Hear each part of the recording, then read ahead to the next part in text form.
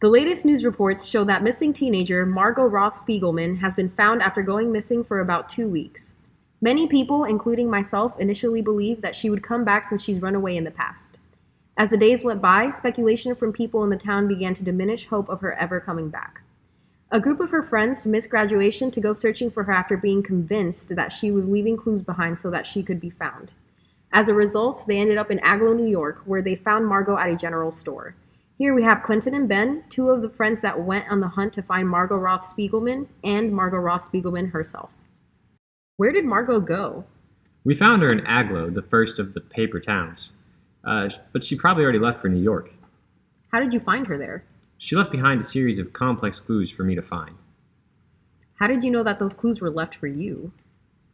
Margot and I were really close when we were younger. One day we stumbled across a dead body in the park, and since then we never really talked, until the night before she disappeared. She knocked on my window and took me out on a crazy adventure, so I don't think it was a coincidence that she left the next day with a trail of clues. What kind of clues did you find and how did they help? Well, she left behind a Whitman book, which was the clue I spent the most time trying to decipher.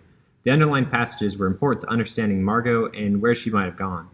The maps at the abandoned motel helped draw more clues together and helped me figure out where she might have gone. How did you get involved?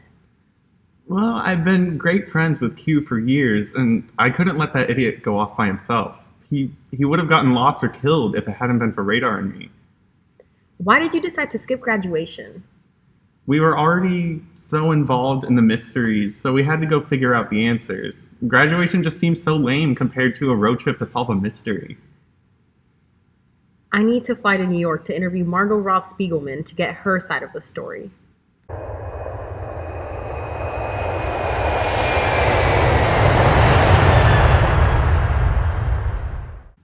Why did you disappear? I was sick of all the paper people in this paper town. What do you mean by paper town and paper people? Everything is so surface level, and all the people at the school and in this town are fake. I left behind clues because I didn't think anyone would bother to search. Following these interviews, it is clear that young Margot Roth Spiegelman was looking for a new change away from this city.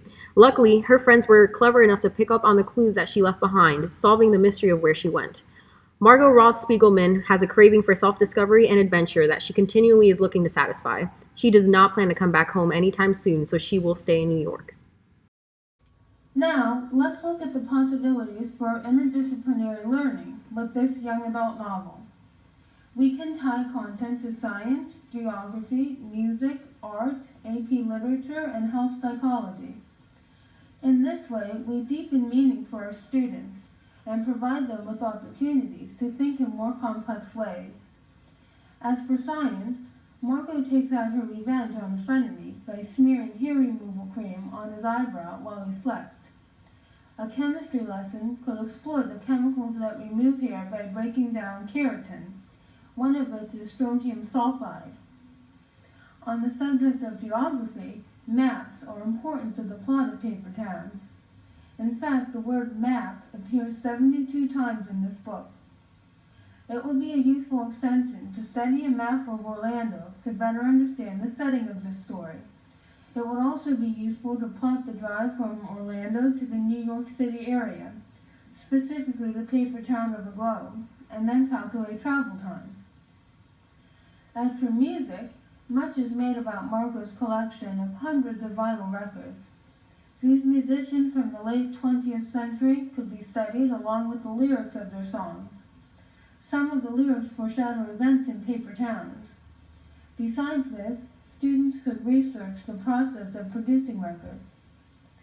There are links to art here as well. There is a scene in which Margot spray paints clues on walls. Graffiti art like this is a powerful way to communicate. Look at Prince's famous graffiti bridge or Banksy graffiti art. Using the film based on this novel, students could sketch a scene using technology or create props for a theater production. There is also a connection to AP literature. Several of the books referred to in this story are on the AP Literature's recommended reading lists. Finally, suicide is an undercurrent throughout the story. It begins with the suicide of the man going through a divorce, and continues throughout, as Q and other friends of Margot voice concerns over her being suicidal.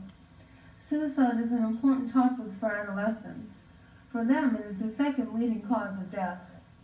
Perhaps Papertown's most significant contribution is taking suicide out of the closet and talking about it openly. This book did contain examples of sexism, as well as gender and social stereotypes. The elements of suicide may be difficult for some readers to process, and they may even find it offensive.